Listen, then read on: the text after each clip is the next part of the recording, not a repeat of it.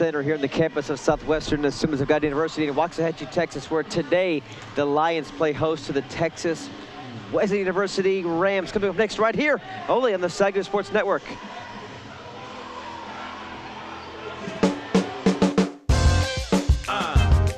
Here we go. SID, baby. You ready? Or not? On the ones and twos. Yeah. SAGU in the place to be. Yeah. Feels good, don't it?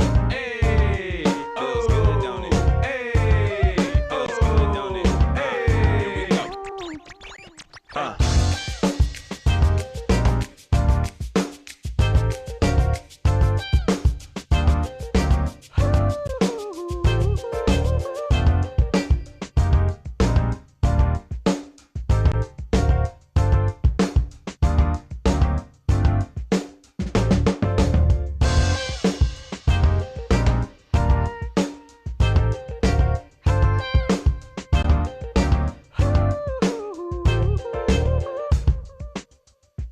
Lions in the pack, never got slack. Pushing for greatness, never looking back. Fear the war, check the score. Can't ignore talent, strength in the Lord. Lions in the pack, never got slack. Pushing for greatness, never looking back. Fear the war, check the score. Can't ignore talent, strength in the Lord. Lions in the pack, never got slack. Pushing for greatness, never looking back. Fear the war, check the score. Can't ignore talent, strength in the Lord.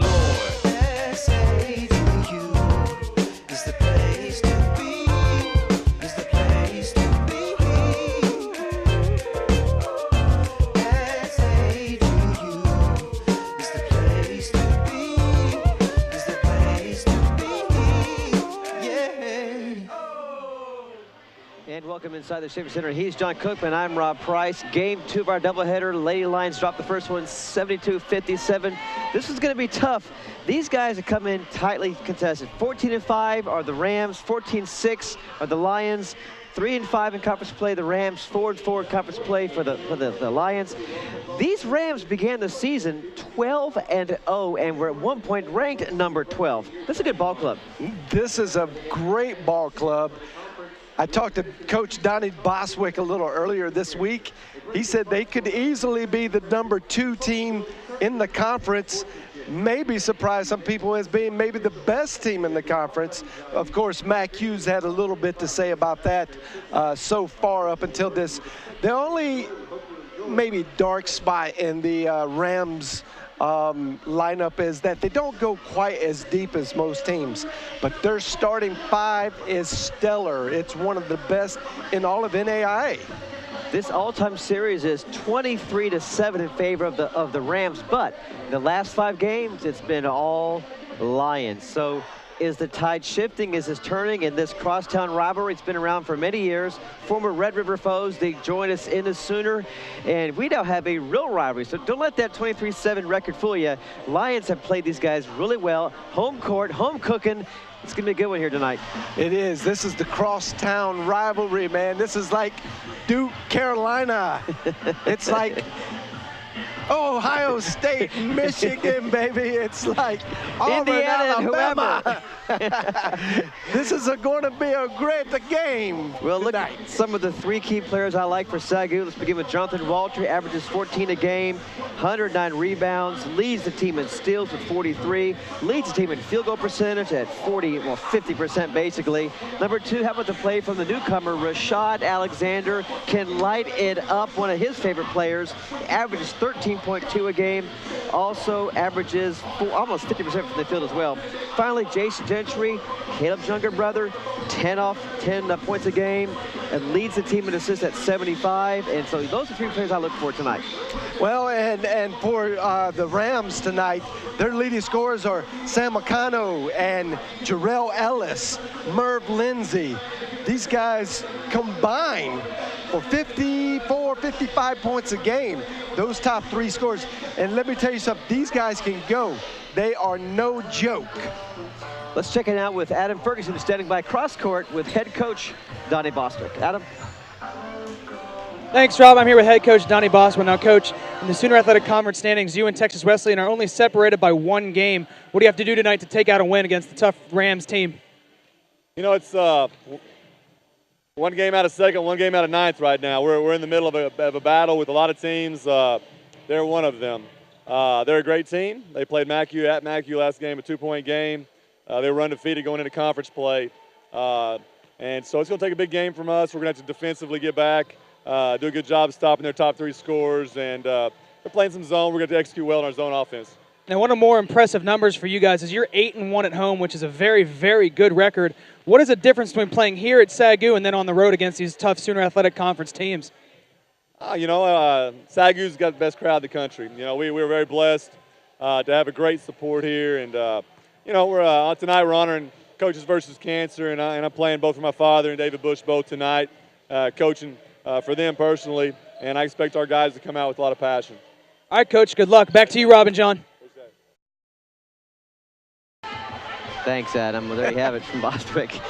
Well, let's look at some of the team stats. The Lions were averaging 80 points a game preseason. Now, I should say conference. They now average 73 points a game in conference play. To you, it's important because you felt like the preseason conference was not quite as tough. But the Sooner, they've actually dropped about 6 points per game. Is that a big factor for you? Have their offensive output has decreased a few? Well, it is something to consider for sure. It's not, you don't put the weight of the world on it, but definitely something to consider because that's where it really counts.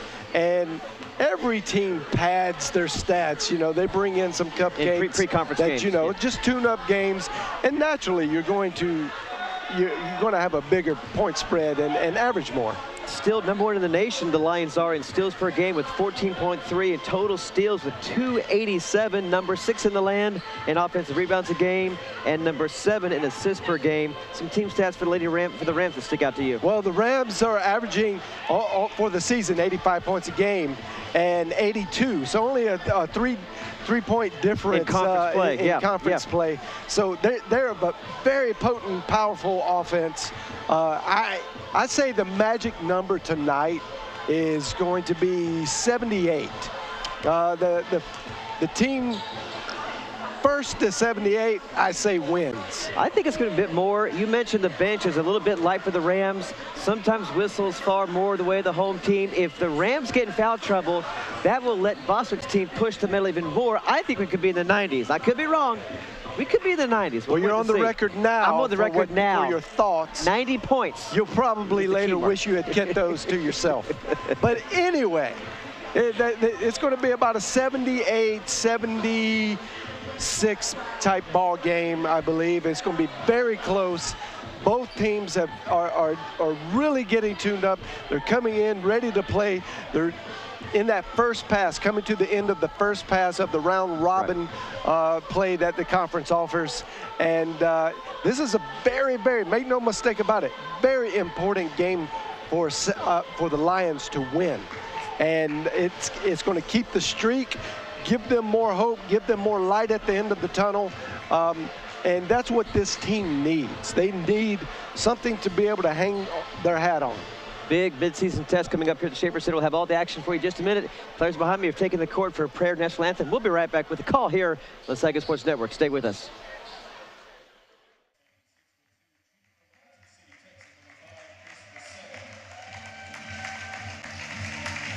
At guard, standing at 5'9", junior from San Antonio, Texas, number 10, DeMarcus Richardson. At guard, standing at 6'7", junior from Reno Valley, California, number 21, Merv Lindsay. At forward, standing at 6'5", junior from Philadelphia, Pennsylvania, number 23, Sam Kikumu. And at guard, standing at 6'4", junior from San Antonio, Texas, Head coach for the Rams is Brennan Shingleton.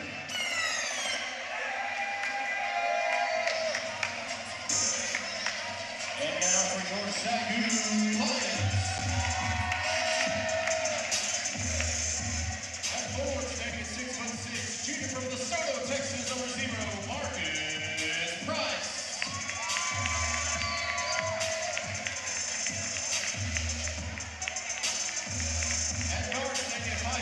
Junior from Chicago, Illinois, number 1, Rashad Allen Tacker.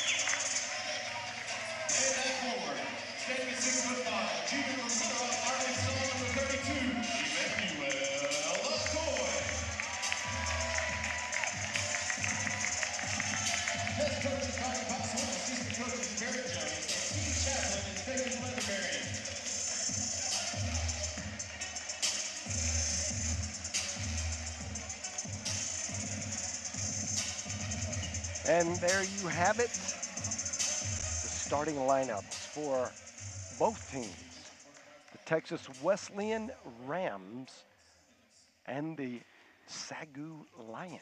Both teams have 14 wins. Essentially, they're tied. Just one game separates. And there's a team that's still receiving votes. They were number 12 in the land earlier. This is going to be a barn burner, as it usually is in the Sooner Athletic Conference. What a great conference. I know we're going to be a little biased, but really, historically, you can look at the statistics and see where the winners come from and all the different winners and the strong play.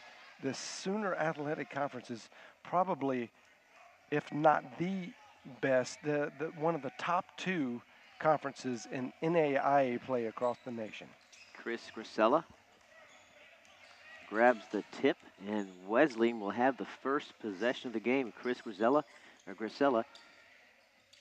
over inside to Richardson. Long rebound, offensive glass, too strong. Sam McCano, and another one missed. Marcus Price scrumming for the ball, still loose. Who wants it? Tip drill, comebacks out to the Rams. They'll get another possession. Jarrell Ellis, 6'4" junior guard, will set up shop again with a fresh shot clock. DeMarcus Richardson on over to Ellis. Picked up by Price and the speedy Adoy, the shifty, elusive player on offense and great defensive player. And another long shot. And here comes Rashad Alexander, a long rebound. Looking around, pass over to Walter for three.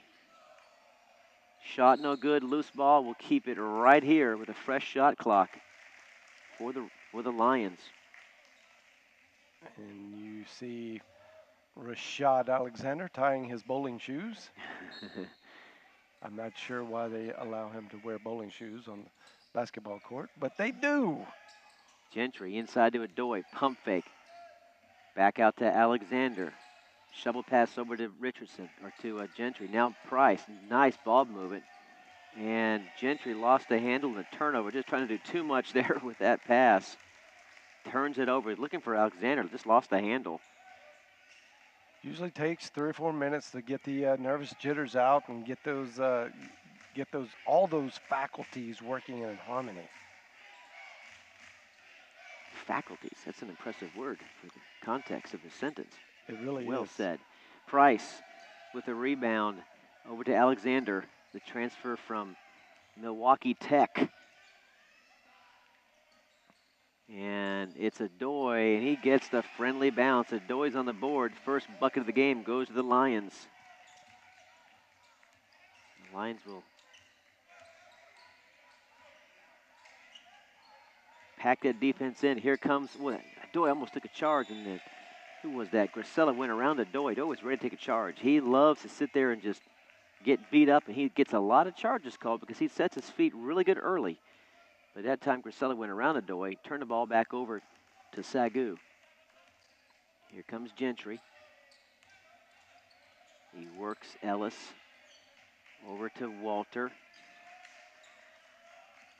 Good patience early, not rushing anything. Walter back to Alexander.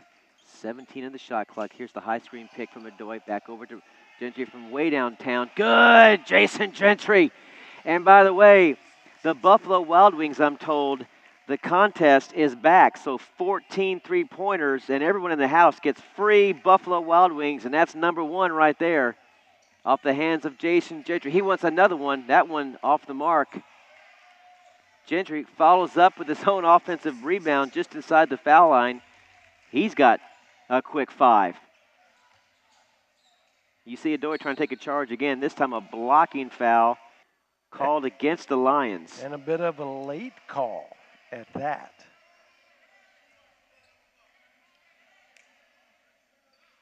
The score shows 5-0, but the player score only shows, I should say 7-0. The player score shows 5-0.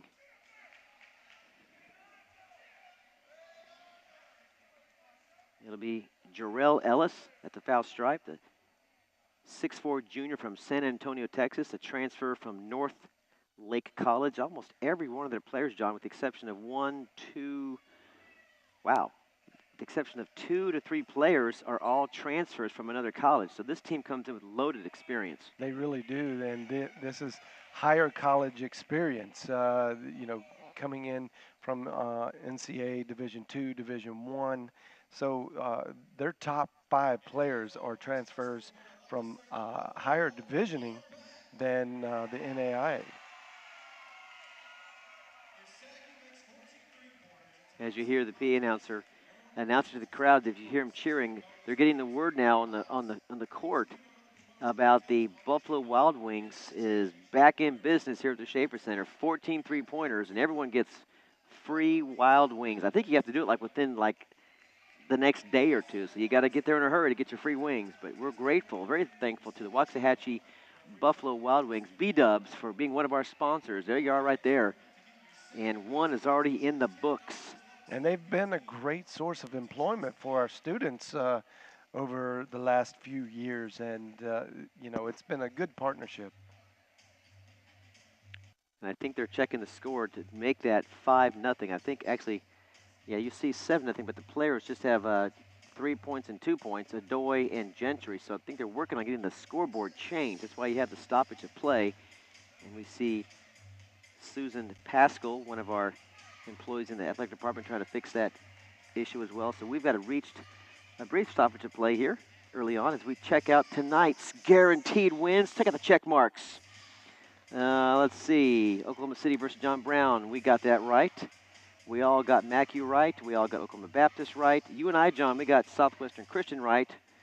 And then you missed SAGU. So I am the only undefeated man on the broadcast tonight. I love life. Jarrell Ellis sinks the first one. It won't last long. Well, they're actually keeping the score at 7-1, so perhaps there's still some maybe it's the transition. New math. Perhaps they're going to wait to the next bucket and then just leave it at 7, because I just show 5 points. We've got Adoy with a bucket and Drenty with a bucket. So we think the score is 5-1. We'll confirm that in just a minute. Either way, turnover here. Here comes Ellis in transition. Walter catches up, but Ellis is too fast, and those long arms just stretch way past any chance Walter had to put a block on that one. And it's 3 now for Texas Wesleyan. Rashad Alexander, he's quick, gets it back over to Gentry. Looks inside to Adoy. Adoy to Price. Goes around the left side, left hand. 9-3. So maybe perhaps I'm wrong. Maybe there's an extra bucket there somewhere. Long-range bucket attempt from Richardson, no good, and Walter able to save it. Now Richardson in transition. He's got Gentry right side, doesn't see him, takes it himself, buries it himself from just inside the foul line. Richardson, or I should say Alexander, can light it up, and he does right there. Nice transition basket for Rashad. And a block and a whistle. It's going to be either Price or Walter. We're both in the vicinity. They're going to call it on Jonathan Walter. That's his first. That was an excellent on-the-ball move as a second move. So a very, very tall, lanky slasher that we're seeing on the court in Merv Lindsay. And like we said before in pregame, that the top 5 players for Texas Wesleyan are very agile, very long, and very quick. So these guys bring a lot to the table. Even though it's 11-4, it probably won't stay that way for very long. Now that fellow there, number 21, who just made the free throw, Merv Lindsay, he's a transfer. We mentioned a lot of college kids from the University of New Mexico. Yep. That's a big-time D1 school. It is, and as I had said earlier, all the transfers that are coming in, especially in the starting 5, are coming down to the NAIA, which is a big deal, really. Beamster in, wearing the all-pink shoes that you noticed in pregame in honor of Coaches versus Cancer. Meanwhile, Price, tough shot inside, no good, and Hassani Sumbri with the good defense and the rebound. And here's Ellis, shot no good. Gentry clears Crosses the timeline in traffic, looking for help. Guidry just checked in. He gets it back out to Feimster. Feimster can hit from 3. Looks inside. Very unselfish player. Gets it into Price. Skip pass over to Guidry. Almost lost the handle. A lot of ball movement. Mitchell now up to Guidry. Left-hander. Southpaw puts it in off the left glass. That was Guidry's on the board. great cut by Tyler Guidry without the ball. Just UCLA cut right down the line and converted. And that's what he does. Very effective. You can see Coach Bostwick on your screen. He is like the 6th man, Pertinaire on the court himself. He is yelling, screaming, moving his arms, giving direction to his teammates or his players. And you might want to be a little careful because... And Feimster picks it up on a loose pass. Gentry likes the 3, spots up, buries a 3! Number 2 for Jason Gentry. Beautiful shot, beautiful energy. And look at Bostwick, likes what he sees. He does. He Woo! loves this chemistry that's coming along with this team over the last 3 or 4 games. And we talked a little earlier this week about those things. And he is very proud of his group for going through a little bit of adversity. And they're each one of them trying to find themselves. Now look what's happening here. Bostwick and assistant coach, well, now he steps in. He was just letting the players just talk amongst themselves or rest. So I just like how he just waits, well, lets them just talk it through, and then he jumps in there. That's exactly what's going on. When you got a lead like this, you're looking at an 11-point lead early, you let your guys talk it out a little bit. This is not a SAGU timeout. This is a timeout taken by TWU. Let your players come in and talk a little bit while they're getting water, while they're getting a breather, and say, hey, here's what do you see? Here's what I see. You need to check up on this. Watch the backdoor cut. Watch these things. So good timeout for Texas Wesleyan. A must timeout, actually, to get things calmed down a little bit and kill that momentum.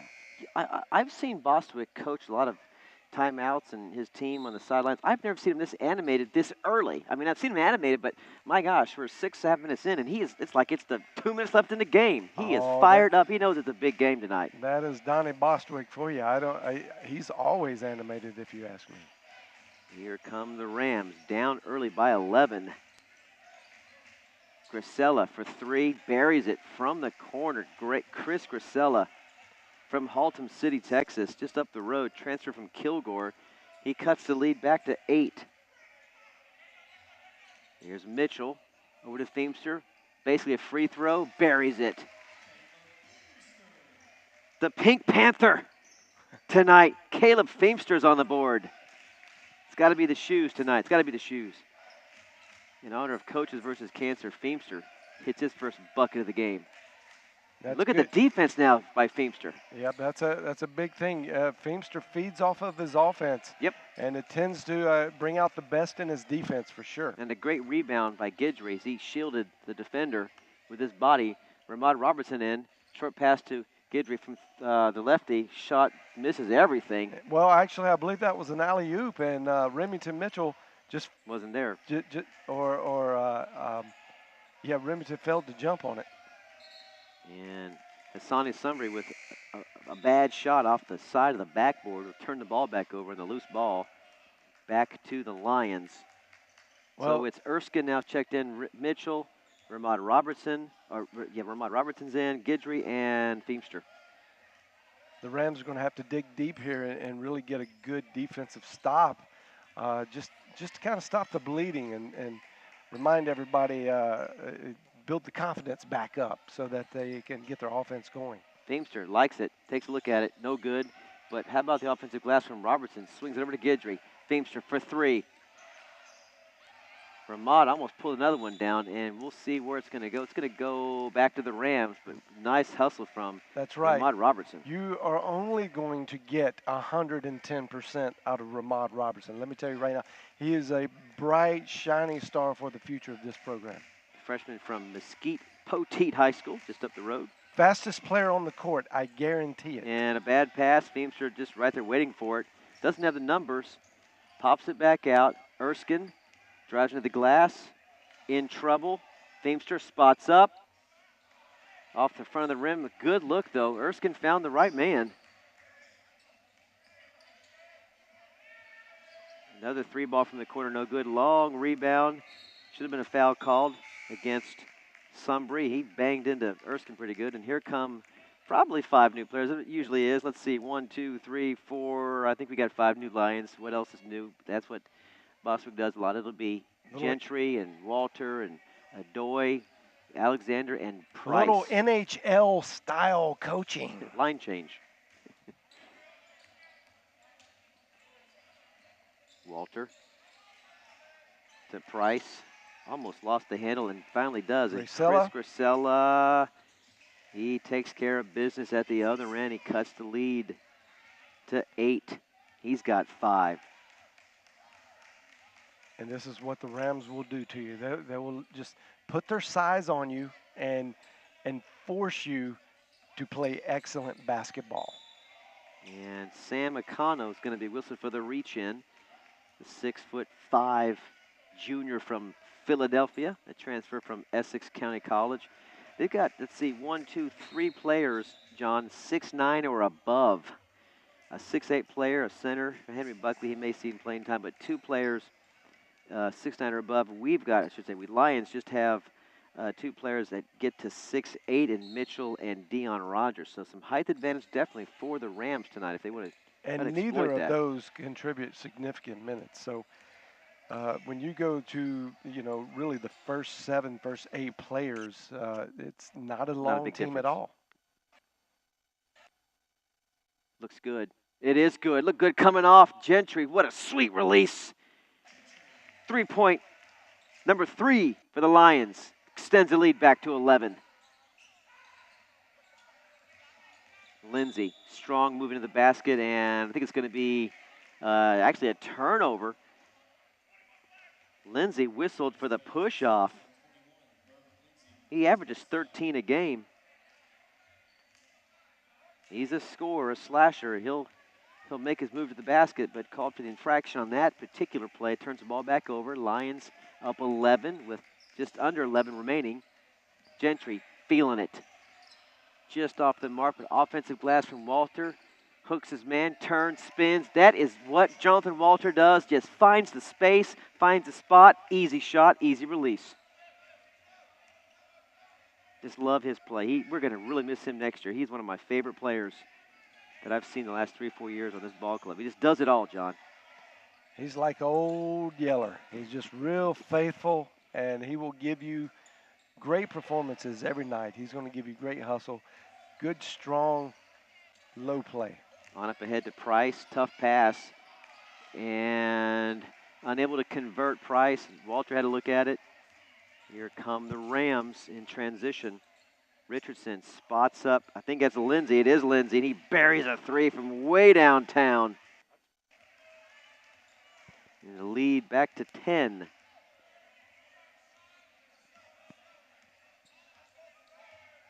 Alexander looking for a high screen. Gets it from Adoy. Works left. Bounce pass to Gentry into the paint. Back to Rashad Alexander. Walter works baseline and hung himself on the rim. I actually taught him that move. And, please. But oh, my goodness.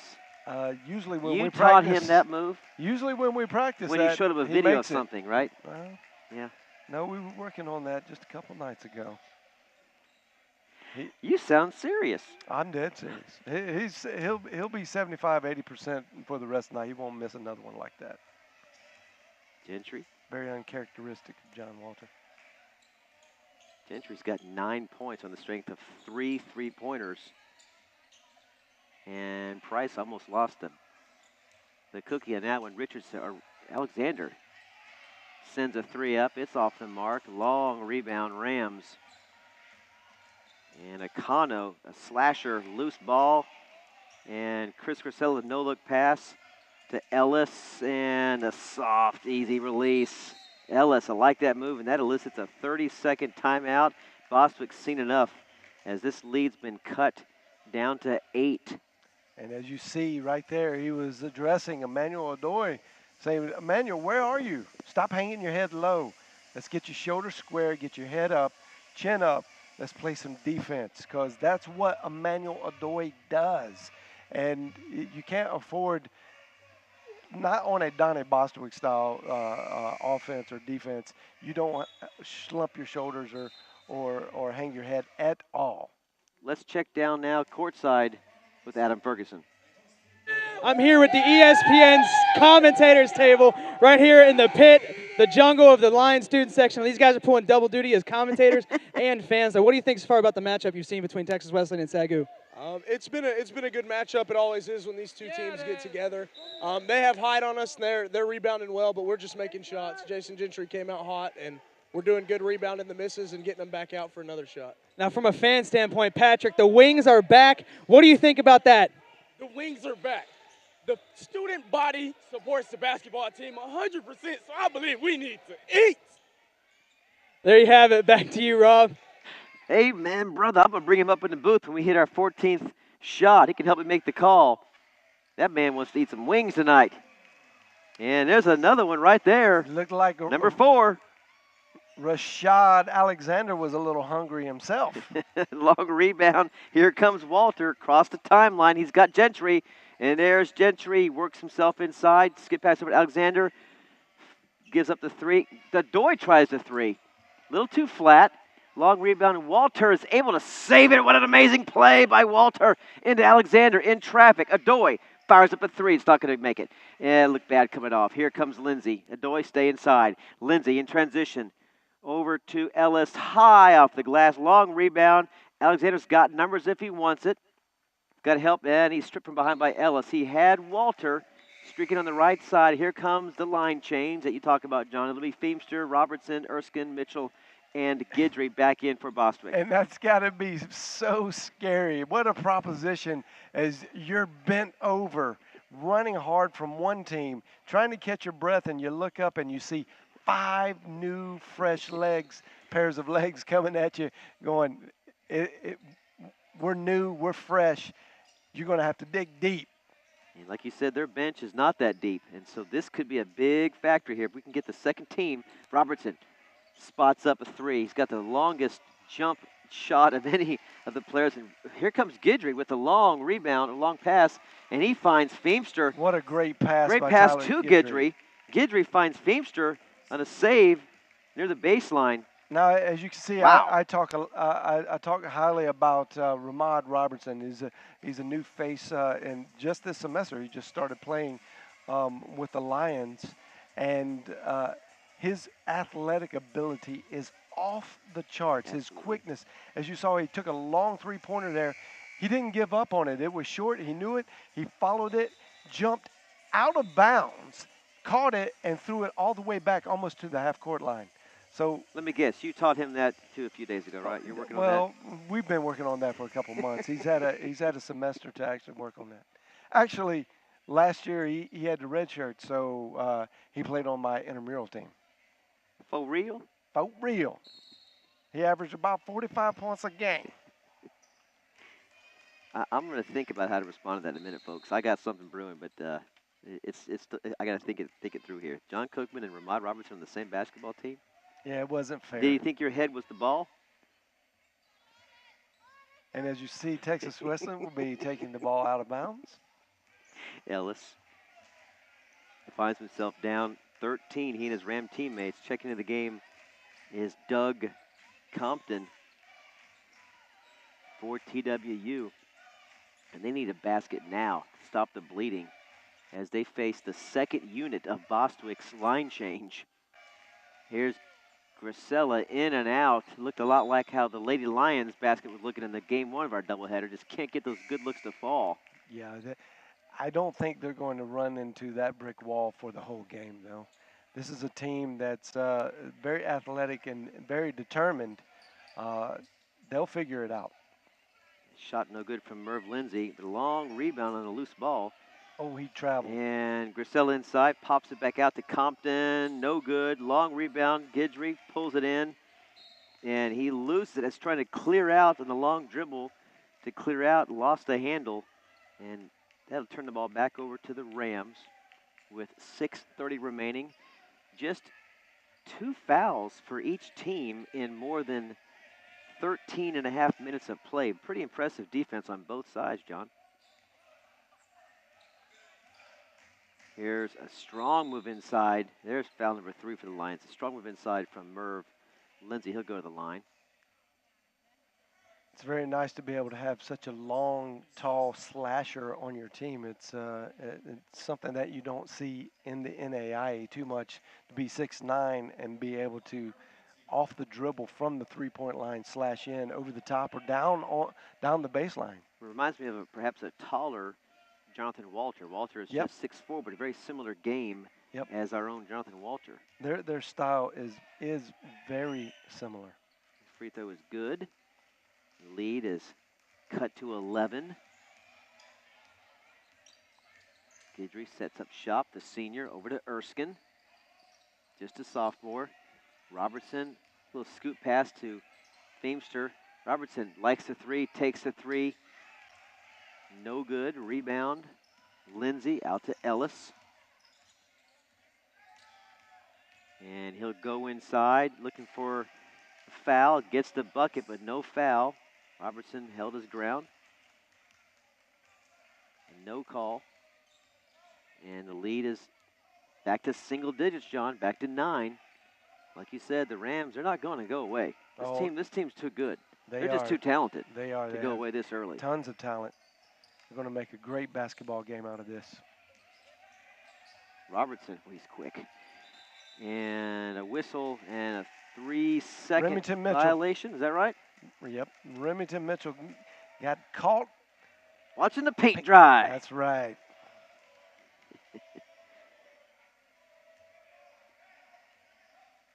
I'd like to see a little picket fence action. See, now you're talking about the Hoosiers. You know it always comes back down to Indiana basketball. You know it.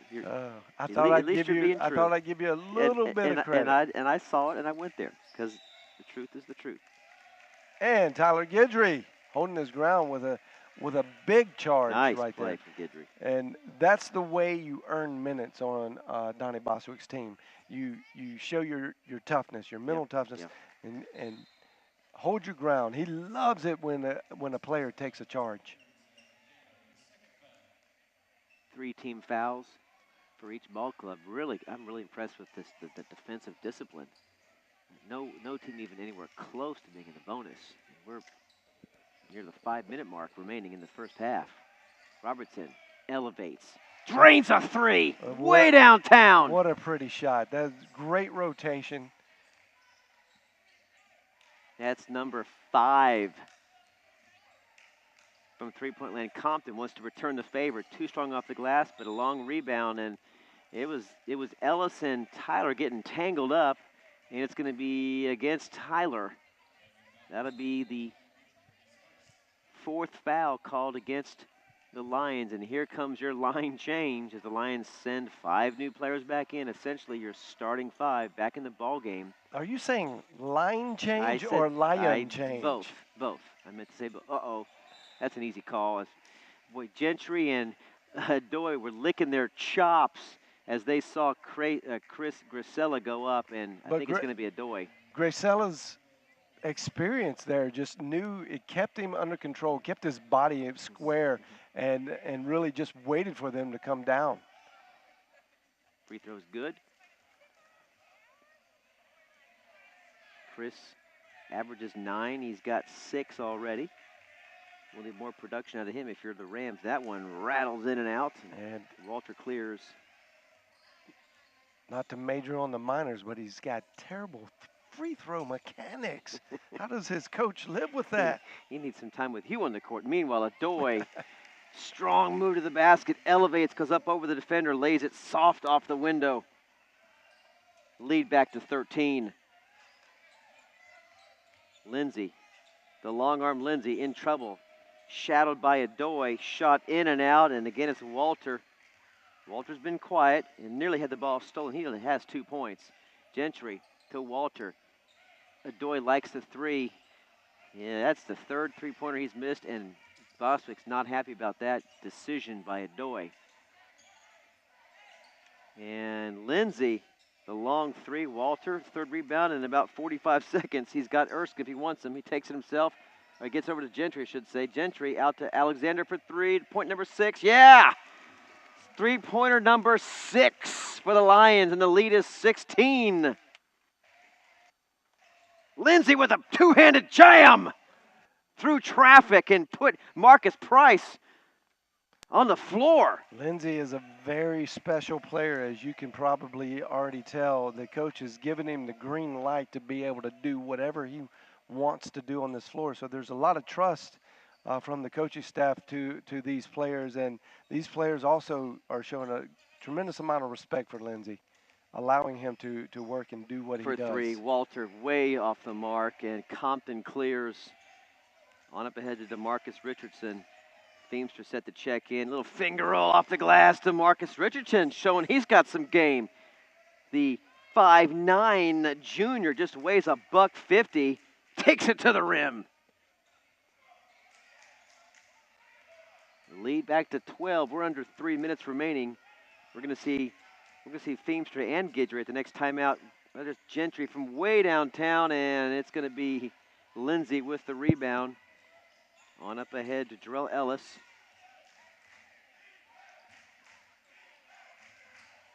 Lions will stay in that. Oh, wow. That was a great move. Kind of a zone. You call it, what do you call it when it's half zone, half man? It's a phrase you use. It looks like they're in kind of a zone. Well, it's a matchup zone. Matchup zone, yeah. You know, there are versions of matchup Yeah. zone.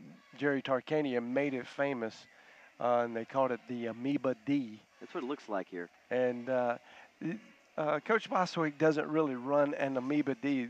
Sometimes what you will see is a 2-3 zone breaking down when players are tired. Right. And they just kind of fall into place. Obviously, that wasn't an Amoeba D because Jarrell Ellis broke that wide open really fast. And an Amoeba D is a lot of help side. Speaking of breaking down, there's the breakdown of our Super Bowl predictions. As you see, common sense prevails with Ferguson and Price. We have the Seahawks. And Cookman with the deflatorry, it's 35-17 is your prediction. So we shall see.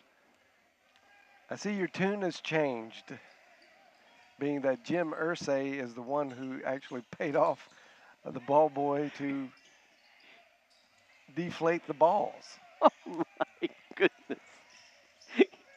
The rumor wheel has been relaunched right here on the SAGU Sports Network. Well, please, please help me understand that the only thing you are perpetrating is rumors. You have no facts or evidence. Here's Guidry. He's circling around. He's got Price, turns, spins, blocked. Oh. Nice block by Sumbry. And here comes Jarrell Ellis.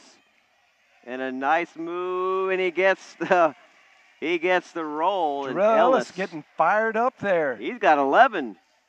He said, come on, team. Let's go. Let's do this. Don't look now. The lead's just 6. 8. Welcome What's to my math. Well, it's math 101. Let's try 8. And Feemster is fouled like I was just fouled by my broadcast partner. And Gracella with a foul there, clearly. But that, ladies and gentlemen, as a coach, that's how you coach your players to foul. You do not allow the offensive player to get any shot at a three-point play or an and one, as they say in the street. You wouldn't know anything about that because that's not happened to you. I didn't. I played clean Indiana. What do you call it? Barnyard basketball, right? Although I did play with in the Texas chickens, with the chickens and the cows, some hillbilly basketball, the cornfields. 5 passes before you shoot. 5 passes before you shoot. Ball don't hit the ground. Team basketball. Feemster, second free throw as I go down memory lane is maybe good. It Gracella with didn't the get the rebound. And here comes DeMarcus Richardson, shadowed by. Look how quick. Yeah, he's quick. Richardson he went right is. by Jason and going right by the defense. Now they're Sumbry. Now. Or check that. The that Rams are beginning Lindsay. to spread the court and dare the Lions to play them a man-to-man. Being very effective right now. Alexander, skip pass over to Gentry way downtown, and that one's got some tired legs on it, hit the front of the rim, and here comes a chance for the Rams to cut the lead to 3. If they can get a 3-point play or a 3-point bucket. Well, you didn't see this coming about 5 or 6 minutes ago. I mean, we knew it'd be close, but not this close, this quick. Oh, they I were think up by we 12. did see it. Lindsay protects the ball going up. Sunbury with an offensive rebound. DeMarcus Richardson way off the mark. And plenty of time left. Gentry. What a play by Gentry. I can't even describe it. Just shielded Richardson from the ball. No whistle, and what just a strong, athletic, powerful move by Jason Gentry. And here's a steal into Guidry's hands, lays it up and in, and he misses it, I should say, but it is Rashad Alexander at the buzzer, bails out Gentry, and the lead is back to 10. Boy, Gentry's going to be he's going to be buying Alexander some wings, I'll tell you what, after that missed layup, but nice follow through from Alexander. We go to halftime, friends. It's 40-20. Your thoughts on the first half of play, John? Well, this is a barn burner. Even though it's a 10-point game, that is not really how it's going to really play out. This 10 points in a game like this is decided maybe in 30 seconds. So I think the theme of what we're seeing here is you got to play really hard and you got to play really fast. And let's go down now to the courtside check-in with Adam Ferguson. Adam? Thanks, Rob. I'm here with assistant coach Garrett Jones. Now, Coach, they've been giving you the opportunity to shoot the 3 in the first half, and your team is obliged. What do you have to say about their shooting so far in the first half? Yeah, I mean, we started off hitting a lot of threes, and then we went cold there late. But even when we're not making threes, we got to find ways to still guard and get stops on the defensive end. And they're late the last 30 seconds. Our defense led to some good offense, so hopefully we can keep doing that. Now, they cut into the lead a little bit there at the end of this first half. What do you have to do defensively to kind of stop that? Yeah, I thought we played really well up until about the 3-minute mark there in the first half. But we finished strong, so hopefully we can build on that. We'll have 2 free throws here coming out with the technical there. So hopefully we make those and get off to a good start. All right, Coach. Good luck seeing you in the second half. Back to you, John and Rob. All right, let's just think. And take a look at the last play here, and let's check and see if Alexander did get the ball off in time. As you see, look at the red. Easily off in time. I'm not sure why there's a discussion. Looks like the Texas Wesleyan coach was upset about the call, but he easily got it off in time. Well, and you see it. As you see, this is going to be a very intense game. This is a big rivalry game. It's kind of the DFW matchup for the NAIA, and these two teams just happen to have to go head-to-head at least a couple times a year, because they've been playing in the same conference for years now. So it's a great rivalry. The TWU is a great school and always provides for a real fantastic all-you-can-eat buffet of speed and endurance. There's one of the 6 threes we saw, 3 from Gentry himself, and boy, Bostwick is being Bostwick. He is animated as usual, and players on the floor animated. Good first half. There's Walter doing what he does, and Texas Wesleyan was hanging close. Well, here at halftime, it's coaches versus cancer, as the pink buckets, John, are being passed around for the donations to go into Coaches versus Cancer Fund. A total of $87 million has been raised over the past several years since 1993 for the American Cancer Society. We are very glad here at SAGU to be part of that amazing program. As you see, Taylor Hill coming off of a tough loss, doing some duty with the bucket, collecting some money, thanking that young man right there for his donation. And on Saturday, another big day, John, as we're going to be presented the Sooner Athletic Conference Championship rings, and the banner, the Conference Championship banner, will fall and hang forever here in the Schaefer Center. It's going to be a big, exciting weekend here on Saturdays. We celebrate the Sooner Championship from last year. And it's a very neat that it was SAGU's first year in the Sooner Athletic Conference. So to come in and kind of steal the thunder from a lot of the long historic schools that have dominated here in the Sooner Athletic Conference. And like I mentioned earlier, the Sooner Athletic Conference is arguably one of the top 2 conferences in the nation, always producing multiple teams in the national final 16 in the national tournament that happens up in Kansas City, Kansas. Take a quick break here in the SAGU Sports Network. Your halftime score is 40-30. We'll be right back with second half action coming up right here. Stay with us.